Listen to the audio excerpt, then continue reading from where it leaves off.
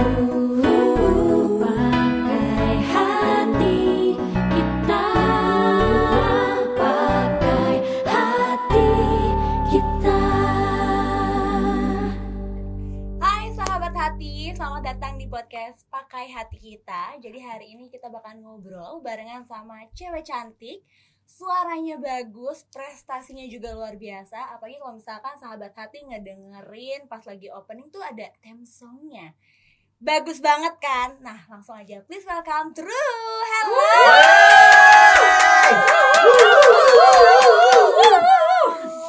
Semangat ya hari ini ya. Semangat banget pasti. Selamat datang di podcast Pakai Hati Kita. Halo, apa kabar semuanya? Sudah mengundang kita. Iya. Jadi lucu ya. Kalau di belakang tadi kita wow banget ya. Di sini ada kamera loh ya. Boleh dong dikenalin dulu nih sama sahabat hati yang dari paling hijau ini. Wow, bukan hijau sih. Hijau semua ya. Boleh dikenalin dulu nih Kak. Hari ini ada siapa? Yes, halo semua, kita dari True. Ada aku Tania. Ada Rena, ada Dara. Halo. Hai. Oke, ini bisa dibilang tuh grup vokal, girl band atau girl group sih sebenarnya. Kita lebih ke grup vokal sih. Grup vokal ya, jadi nggak ada dance gitu, nggak ada atau akan ada nantinya. By request sih. By request ya, bisa ya. Apakah ada mau open recruitment biar jadi Blackpink? Kita mau nyoba sekarang ya. Oke, lagi pada sibuk apa sih Kak hari ini Kak? Kalau hari ini sih sebenarnya kesibukan kita tuh ada lumayan padat. Oke. Tadi kita waktu sebelum kesini kita ngumpul dulu untuk tag vokal, masukin sana sini. Terus kita datang ke Masukin sini. apa maksudnya? Masukin Vokal, vokal. oke. Iya, ke Oke. musik. Ya kan? Bisa gitu. Betul. Oke. Terus kita datang ke sini untuk ngobrol-ngobrol, dipakai hati kita. Ngobrolin tentang hati kita. Hati kita yang nanti akan dikulik ya. Betul. Sesuai dengan tema hari ini. Dan relate juga nih sahabat hati, kita bakal ngobrolin tentang forgiveness, yang dimana relate sama single terbarunya yaitu Putus ya. Jadi boleh dong diceritain sedikit, ini kenapa milih lagu atau ngambil lagu yang ballad song?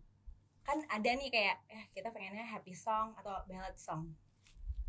Sebetulnya dibandingkan kita dari awal udah pengen nyari oke kita mau ballad song deh gitu. Lebih ke kita memang punya bank lagu nih. Ada beberapa lagu yang dicalonin untuk rilis singlenya. Tapi setelah kita dengerin entah kenapa lagu yang nyantol di kita dan kebetulan semuanya sepakat ya kalau kita sama-sama pengen ngeluarin lagu Putus ini. Oke. Gitu. Sebetulnya lagu Putus itu udah lama dan kita pernah tag beberapa tahun yang lalu. Sudah pernah, tapi mungkin fase dalam hidupnya mencerminkan pilihan itu gitu ya. Apakah ini jadi pada putus semua?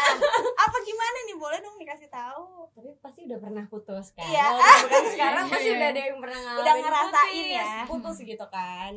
Jadi waktu itu kita udah pernah, sebenarnya lebih ke bikin demo dulu. Kita udah pernah recording untuk lagu Putus. Terus habis kita pikir lagi kayaknya emang ini saat yang paling tepat ya buat ngeluarin Putus, karena emang dari awal tuh kita udah suka banget nih sama single Putus, kayak ini bakalan keluar jadi single kita sih dari sekian banyak dalam bank lagu. Terus akhirnya kita memutuskan kayak oke, yang sekarang ini Putus sih kita keluarin gitu. Terus kita perbaharui lagi kayak secara musiknya, lirik juga nggak ada yang diganggu, notasi ada beberapa yang baru, ada pakai yang lama, tapi mostly yang kita kerjakan hanya untuk bikin itu lebih updated aja. Lebih cocok ke yang sekarang. Tapi kalau misalnya ceritanya, pembawaannya itu sama sih dari lagu Putus yang dulu sampai sekarang sama. Apakah yang dulu belum putus sekarang udah jadi putus atau gimana nih? Gimana? Relate ya, boleh kali sedikit diceritain gitu kan. Siapa tahu gara-gara lagu Putus ini jadi kayak nanti next relationship-nya gue nggak boleh nih kayak gitu. Gimana guys? Aku sih bukan ke pelajaran soal putusnya malah. Jadi kayak habis putus tuh kan ada, jadi kayak udah sekian lama putus, habis itu kan kita kayak ada tahap yang setelah move on, betul. Tuh kita kan ada tahap yang kayak oke, dia udah lewat gitu. Nah itu kan namanya acceptance ya, kayak betul. Kita nerima gitu keadaan kita yang sekarang. Oke, I'll go on with my life, gue tinggalin cerita yang lama, gue tinggalin cerita yang baru. Itu lebih ke apa ya, benefit buat diri kita sendiri sebenarnya, bukan buat condition, bukan buat orang lain. Jadi emang lagu Putus ini tuh sebenarnya ceritanya itu lebih ke ngasih tahu orang kalau misalnya lo bisa accept itu hidup lo bakalan lebih nyaman gitu. Jadi kayak nikmati saja sakitnya takkan lama.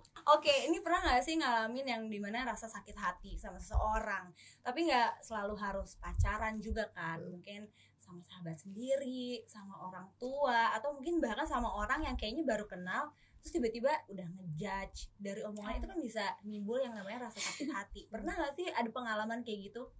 Boleh dong diceritain. Cerita antara kita bertiga.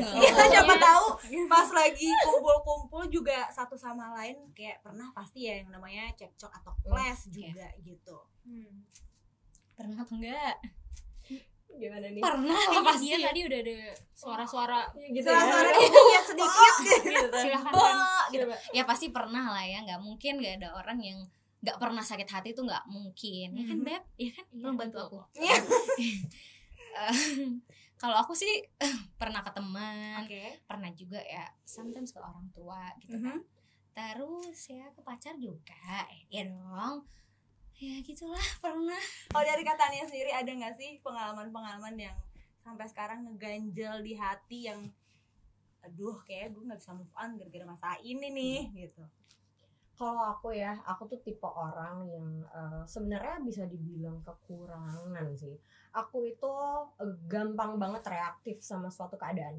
Jadi karena aku orang ekspresif, begitu ada kayak sesuatu tuh aku bisa langsung yang kayak meledak, bisa marah, bisa ngeluarin sesuatu.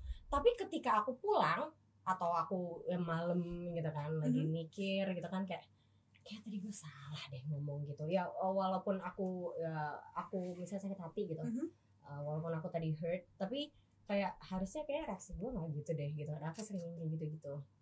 Tapi di dalam hidup tuh aku juga punya beberapa orang yang pernah deket banget sama aku, tapi aku belum dekat hubungan sama mereka sekarang. Kenapa? Apakah karena masalah itu atau karena emang udah maafin tapi udah malas lagi deh ketemu? Nah sama kayak yang tadi aku bilang, benar. Aku tuh udah maafin kondisinya.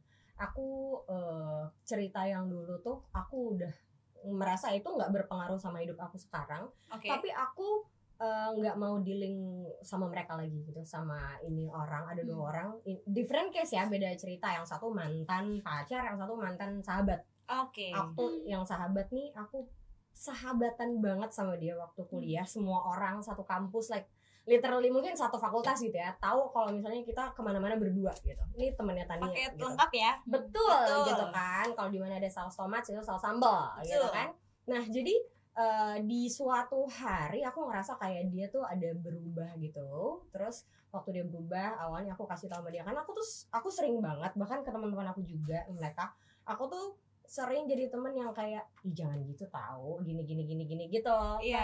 Kayak apa ya, jujur aja gitu kalau ngomong gitu. Aku tuh sering gitu. Jadi mungkin dia di depan aku ngomongnya iya Tania, oke, thank you gitu. Tapi ternyata di belakang aku dia ngomongin Tania selalu ngingetin gue, marahin gue, dan segala macam gitu. Gitu kan. Nah, aku I didn't expect that gitu, karena dia di depan aku iya, oke, thank you, dan kita temenan, kita sahabatan, kita kemana-mana berdua gitu. Tapi ternyata dia ngomongin aku di belakang aku ke orang-orang gitu. Tapi ternyata pada suatu hari kebalik nih. Dia tiba-tiba nelfon gue, ngechat gue marah-marah, dia bilang, "Lo ceritain apa ke orang-orang tentang gue?" gitu. Padahal enggak sama sekali aku ceritain apa-apa gitu. Ternyata dia punya teman lain yang ceritain itu ke orang. Ternyata bukan gue gitu. Jadi gini, kayak ya karena dia tahu dalam realitanya dia temenannya sama aku, jadi dia lupa kalau dia punya teman yang lain yang dia share her secret juga gitu. Kadang kita karena kita ngebohong, kita sampai percaya sama kebohongan kita sendiri gak sih? Jadi dia karena in reality semua orang tahu dia sahabatannya sama aku, dia kira tahu rahasia dia cuma aku. Padahal dia lupa kalau dia udah pernah nyampein ke orang lain. Dia ceritanya tuh gitu, dan dia nyampein rahasia aku juga ke orang lain yang aku bahkan gak deket gitu.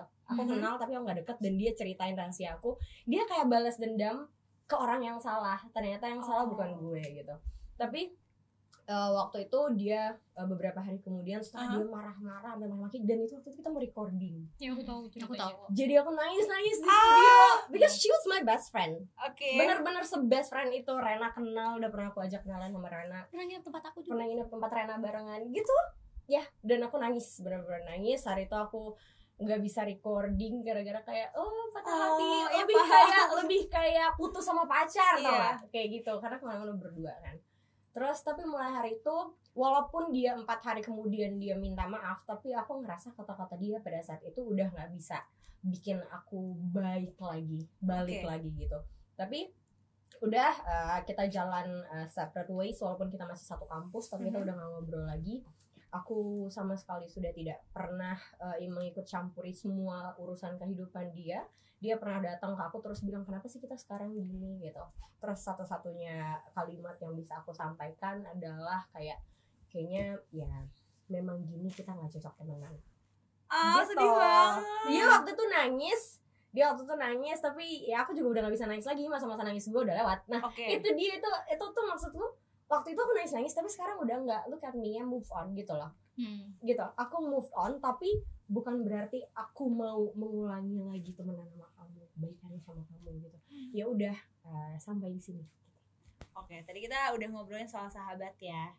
Kita akan move on ke yang lebih deket lagi. Kita lebih, ada nggak sih clash sama orang tua? Karena kan ketemu sama orang tua mungkin bisa setiap hari. Karena hal-hal kecil yang kayaknya kalau kita lagi sensitif, orang tua ngapain tuh kayaknya kita gampang banget gitu untuk marah gitu. Ada nggak sih? Boleh dimulai dulu mungkin dari kakak siapa nih? Mau Kak Rena boleh? Rena udah jawab. Ada apa nih Kak? Boleh dong dikasih tahu gini, nih. Soalnya kalau misalkan ngomongin orang tua kan sensi banget, apalagi aku deket banget. Terus baru terjadi sesuatu kan, Tania juga tahu. Jadi kayak Kok nggak tahu? ya aduh bareng coy. Karena aku bareng sama Tania. Nanti dikasih tahu. Tenang. Kamu maafin aku nggak kalau misalkan? Aku tuh dari kecil bukan tipikal anak yang rebel bandel gitu loh. Gak pernah diajarin bandel karena mamaku juga tipe orang yang tegas gitu. Jadi seiring berjalannya waktu, mamaku, orang tuaku sebenarnya terbiasa sama aku yang nggak pernah ngebantah.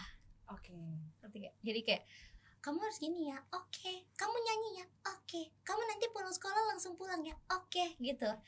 Sampai akhirnya aku udah segede gini, mamaku tuh selalu mengharapkan kayak, oh kan Rena anak baik, jadi harus dong ikut maunya mama.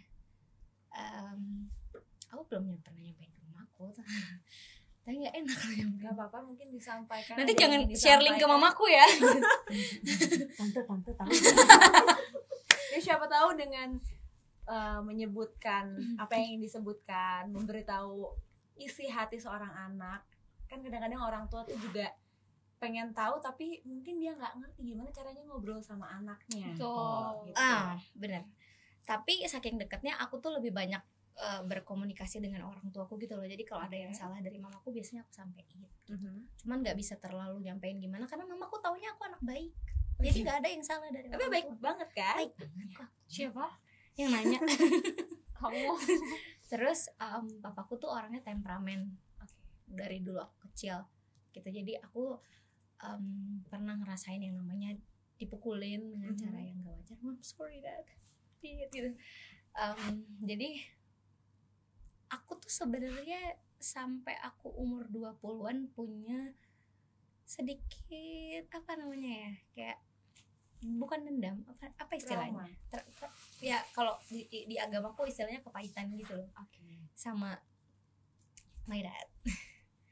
Terus ya udah seiring berjalannya waktu sampai saat ini pun aku tuh merasanya belum ada keinginan yang benar-benar dari aku banget yang dibolehin sama orang tua aku gitu. Sampai sekarang gitu.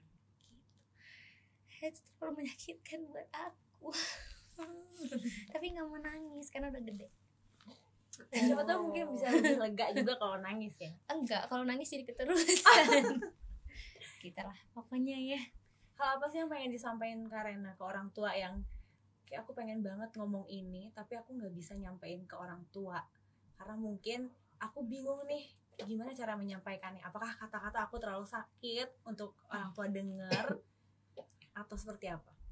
Yang mau aku sampaikan itu mungkin bergetar kan suara gue.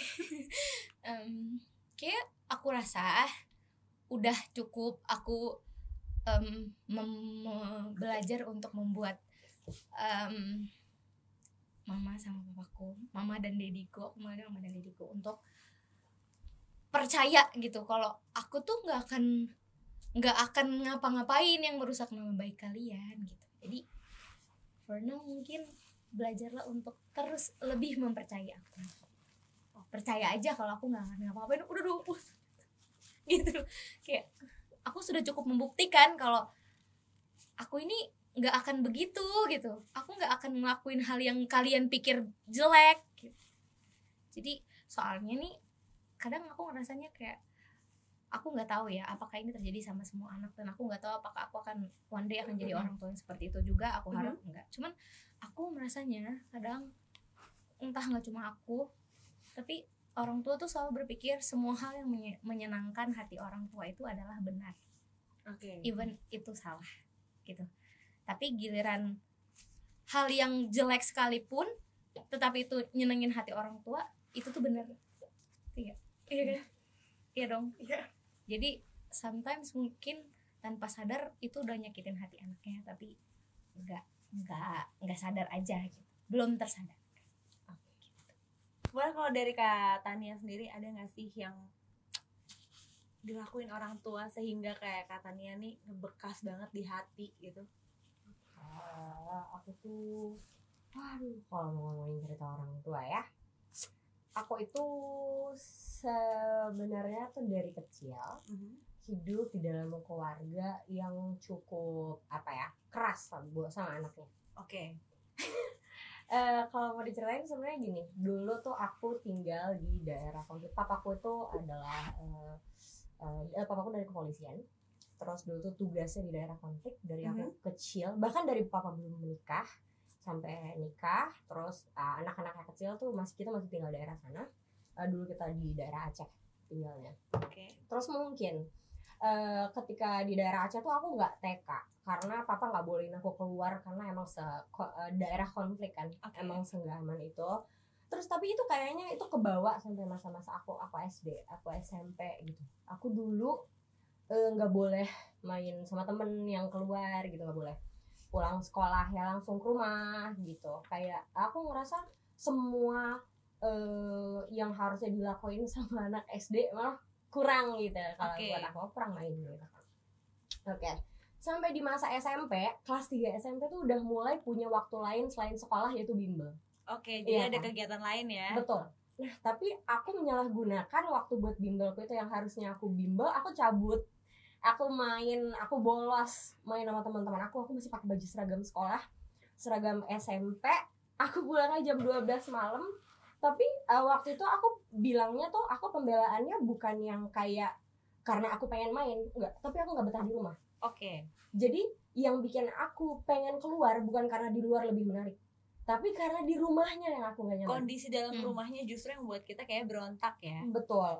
Mungkin it's bad for me to say that karena itu rumah kan. Home supposed to be safe ya? Iya, safe, nyaman gitu kan. Tapi mungkin aku waktu itu masih remaja. Terus aku ngerasa kayak ini tuh membosankan, dan karena aku paling kakak dan orang tua aku menurut aku tuh strict pada saat itu. Jadi kayak setiap ada kesalahan dalam rumah, kayak misalnya adik aku bikin salah atau aku tuh punya adik yang udah almarhum, anak ketiga waktu itu, sekarang kita tinggal berdua. Namanya Hani itu sakit epilepsi. Jadi sampai di umur 17 tahun dia masih seperti bayi. Dan aku punya tanggung jawab besar untuk jadi kakak buat dua adik aku, di mana mamaku tuh punya urusan lain, punya kegiatan lain, papaku selalu kerja di luar kota, dan aku yang punya tanggung jawab di rumah. Selalu gitu dulu tuh. Jadi gak apa-apa, aku dari kelas 4 SD tuh kayak walaupun gak disuruh, aku udah kepengen banget kayak ngasih lihat sama mamaku, "Ma, lihat nih aku bisa nyuci baju adik," gitu loh. Gitu. Karena emang selain gue anaknya tukang pamer, gue tuh emang selalu kayak pengen ngasih lihat gue bisa gitu. Aku tuh dari dulu anaknya gitu. Tapi yang aku lihat adalah waktu dulu mungkin aku belum dewasa, aku ngeliat orang tua aku ngerasa kayak karena aku terlalu vokal, aku ngerasa kayak aku bisa, aku tuh dianggapnya kayak songong gitu. Nah, aku dianggapnya kayak songong, sampai jangan sampai dia salah, jangan sampai dia nekat, jangan sampai dia berbuat semuanya dia. Yang aku rasa tuh seperti itu. Jadi waktu aku SMP, aku mulai merasa wah, gue mulai bebas nih. Kalau di rumah tuh strict, di luar gue bisa ngapain aja gitu. Aku mulai keluar waktu itu sampai aku nilai UN jelek banget, sampai orang tua aku tuh struggle buat masukin aku ke sekolah negeri waktu itu. Akhirnya aku dimasukin ke sekolah swasta yang cukup harus pintar banget gitu masuk, yang strict juga gitu. Terus aku di situ pernah tinggal kelas. Karena waktu itu ini masa muda aku, and it's okay to talk about it for me, gue nggak apa-apa gitu. Dulu tuh gue kabur-kaburan dari rumah dalam sebulan bisa 4 kali. Dan ketika gue pulang ke rumah, yang gue terima tuh bukan kenyamanan dulu. Mungkin orang tua gue juga belum ngerti cara menghadapi gue. Yang gue terima tuh kemarahan, makian, bukan cuma orang tua, bahkan adik aku sendiri udah ngikut sama orang tua aku, benci sama kakaknya gitu waktu itu gitu kan. Tapi setelah sekian lama, aku waktu itu aku dipukul, aku dimaki, aku dan segala macam. Tapi mungkin juga waktu itu papaku tidak dalam kondisi yang baik gitu. Mungkin sekarang dia udah lebih paham anaknya gimana. Waktu itu sampai kepada closure di mana papaku datang minta maaf. Ini lucu banget ceritanya, jadi kayak bisa dibilang mimpi ya. Ada mantan tetangga lama datang main ke daerah rumah kita lagi. Dia datang ke rumah kan kita Batak ya. Terus dia tanya sama papaku, aku disembunyiin di kamar karena di bulan-bulan itu aku tuh bulan dimana aku selalu nangis, aku selalu diem, ada komputer di rumah aku nggak pernah main, yang aku pengen tuh main keluar gitu pokoknya, tapi nggak dibolehin gitu kan. Terus pokoknya masalahnya udah parah banget, udah ini anak udah tinggal kelas, kabur-kaburan dari rumah, nggak jelas main sama siapa kayak gitu, badung banget gitu kan. Akhirnya tiba suatu hari di mana si orang ini datang, dia nanya sama papaku gini, mana anak perempuanmu yang kau paling sayang itu yang pintar nyanyi? Dia bilang gitu. Akhirnya kayaknya di situ tuh kayak ada switch di hati papaku yang nyadar bahwa kayak oh iya, ini tuh dulu anak kesayangan gue. Jadi gue dulu tuh ya kecil tuh sayang banget sama papaku. Bahkan orang-orang bilang kalau dulu ada Mama Mia, orang-orang bilang tadinya nggak bakal ikut Mama Mia, dia bakal ikut Papa Tia karena dia udah lebih dekat sama papanya gitu.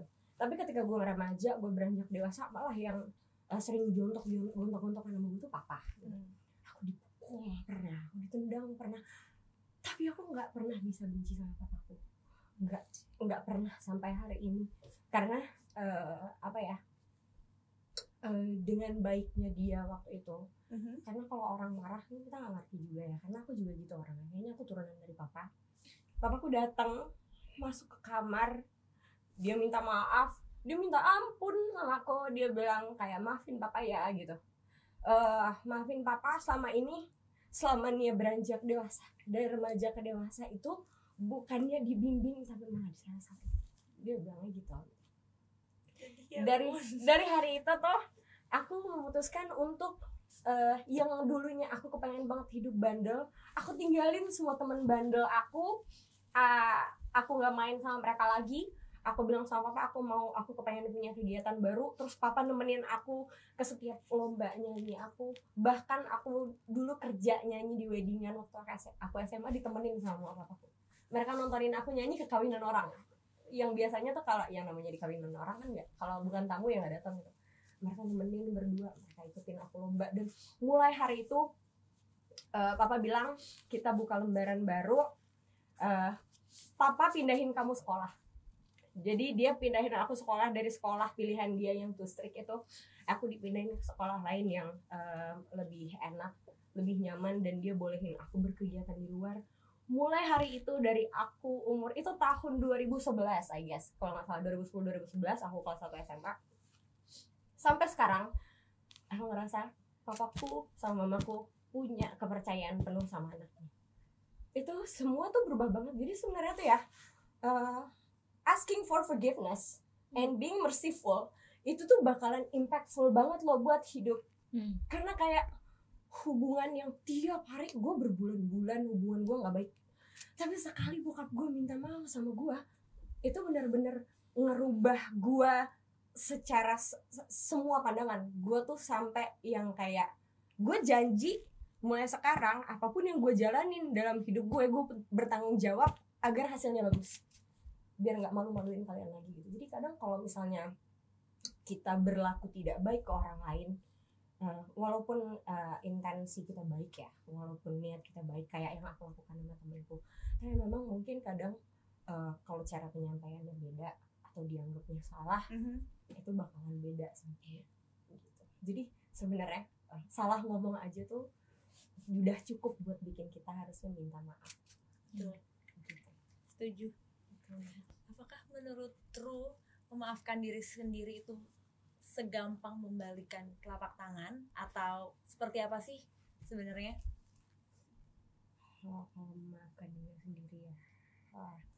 Kalau menurut aku ya, memaafkan diri sendiri itu tuh bukan memaafkan sebenarnya. Itu lebih kepada menerima, okay. Menerima gitu. Karena ketika kita menerima sesuatu, menerima tuh mengakui. Kalau kita menerima sesuatu, kita mengakui sesuatu, oh ternyata gue kayak gini gitu. Terus itu jadi kebuka pintu buat kita lebih mikir melakukan sesuatu. Kita lebih mempertimbangkan kata-kata apa yang kita harus keluarkan, lebih punya celah untuk berpikir, oh berarti yang sebelumnya tuh gue salah gitu. Okay. Gue ngaku, gue terima gitu. Bukan kalau dibilang forgiving, karena mungkin pada saat itu gue nggak salah gitu menurut gue gitu kan. Gue nggak salah, tapi oh iya waktu itu gue seperti itu gitu, kondisi gue, lingkungan gue seperti itu. Karena semua orang kayak gitu kan, semua orang tuh pasti dipengaruhi oleh lingkungannya gitu. Betul. Dan kita pun ketika kita bicara dengan siapa, aku ngobrol sama Dara, ngobrol sama Rena, ritmenya beda, caranya beda gitu kan. Begitu juga aku gitu, orang kalau ngomong ke aku beda, yang aku tangkap juga beda gitu. Kalau aku lebih ke aku nerima, aku ngaku diri aku dulu kayak gitu, dan sekarang aku nggak mau lagi kayak gitu, lebih kayak gitu sih. Anxiety seperti apa sih Kak yang Kak lagi alamin, apalagi dengan masalah yang Kakak baru aja ini? Aku tuh anxiety-nya aneh gitu. Aku nggak tahu apakah semua orang. Aku nggak mau nggak mau mendiagnosa diriku sendiri. Tapi ini emang aku udah konsultasi juga sama dokter ya kan. Karena aku mengalami hal ini, jadi mungkin karena beberapa hal. Tania juga Dara tahu, aku tuh anaknya paling gimana ya? Aku tuh nggak bisa. Aku takut menyampaikan apa yang sebenarnya aku rasain gitu. Jadi kadang bener nggak ya, salah nggak ya? Tapi kan itu sebenarnya ada alasannya, karena yang tadi aku udah ceritain gitu kan. Sampai sekarang mamaku masih minta maaf soal itu. Aku tuh sering banget ada momen aku nggak tahu kenapa, nggak ada angin, nggak ada hujan gitu, tiba-tiba aku kayak takut banget. Takut terus aku kayak gemeteran gini gitu. Itu tuh aku kayak, duh gue kenapa ya gitu, gue kenapa ya. Terus jantungku tuh kayak duduk kayak mau berhenti gitu loh, tapi nggak berhenti. So aku kayak takut banget. Makanya sampai saat ini, sampai detik ini tuh kan kamu bilang tadi yang kayak memaafkan diri sendiri. Aku tuh aku sedang berusaha untuk, kalau Tania bilang, menerima diriku sendiri. Karena mungkin aku nggak tahu apakah kejadian-kejadian di masa lalu itu mempengaruhi psikologi aku kan. Karena aku juga pernah dibully, aku pernah dibohongin teman. Banyak banget lah kisah hidup aku yang karena tadi basic keluarga aku yang selalu bilang kamu harus baik ya sama orang-orang ya. Jadi aku tuh kayak kebaikan yang sebenarnya aku lakukan ke orang-orang yang udah salah ke aku di masa lalu tuh kayak sebenarnya gue tuh fake gitu. Aku ngerasanya gitu. Jadi people pleaser juga ya jatuhnya ya. Aku jadi kayak ya udah nggak apa-apa. Jadi di saat orang udah nyakitin aku banget, aku tuh selalu ya udah nggak apa-apa gitu. Aku bahkan dulu pernah punya moto, gak ada orang jahat di dunia ini. Bayangin dong, gak ada orang jahat di dunia ini kan gak mungkin ya. Nah hal-hal itulah yang bikin kayaknya alam bawah sadarku udah terbiasa kalau gak ada orang jahat tapi ada orang jahat, gak ada orang jahat tapi ada orang jahat. Dan sebenarnya yang jahat tuh diri kamu sendiri gitu. Sometimes aku mikir kayak gitu loh. Oke Les, boleh dong ngasih tips nih buat sahabat hati, gimana sih caranya menerima dan juga memaafkan diri sendiri atau memaafkan orang lain yang pernah nyakitin hati kita gitu. Boleh nih. Kakak ini adalah Dari kakak ini nih, kakak Dara nih, yang anteng-anteng. Kalau aku sendiri, tunggu dulu. Ini untuk memaafkan orang lain kali ya, aku. Kalau untuk memaafkan orang lain, kalau in teori kan ya kita bisa lihat dari perspektif macam-macam segala macam kan. Tapi kalau aku sendiri yang berhasil aku lakukan itu adalah tarik diri dulu. Oke. Karena aku sebagai orang yang misalnya aku kan kalau orang melakukan kesalahan itu ya sering banget kan kita benturan sama orang segala macam. Tapi yang kadang-kadang justru menyakitkan dan dimana kata maaf itu sulit untuk diucapkan itu ketika misalnya kita udah ada benturan, terus habis itu kita dengan masih emosi dua-duanya saling ngomong, dan itu yang biasanya keluar kata-kata menyakitkan. Itu yang biasanya malah susah gitu. Jadi kadang-kadang yang penyebabnya apa juga lupa gitu, tapi yang membekas tuh adalah ketika kita marahnya, bahasnya kayak gitu. Jadi ya berangkat dari situ, kalau misalnya aku benturan sama orang gitu, aku tarik diri dulu, better ya udah aku tenangin diri dulu aja. Orangnya juga karena akunya menghilang, jadi dia juga pasti akan regulate emosinya dulu. Sama kayak yang Tania bilang, kalau udah malam tuh biasanya kita akan mikir lagi gitu. Kita akan kayaknya Will Smith juga malamnya pasti dia jadi ngebahas Habis yang itu. dia mukul itu ya. pasti dia kayak Dia mikir oh my dulu god, malamnya. malu-maluin banget gitu kan.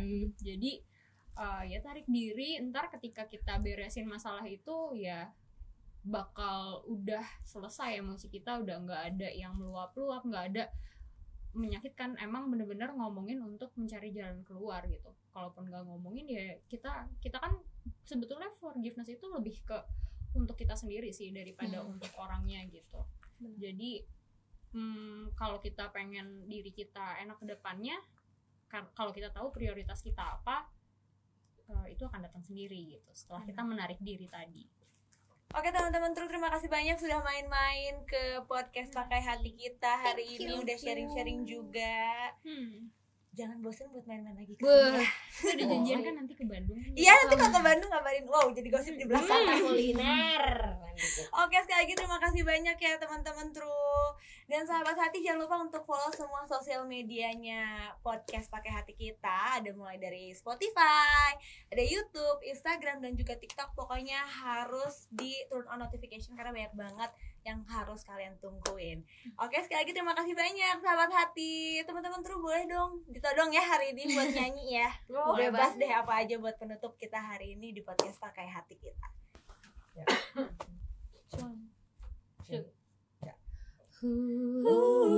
Pakai hati kita.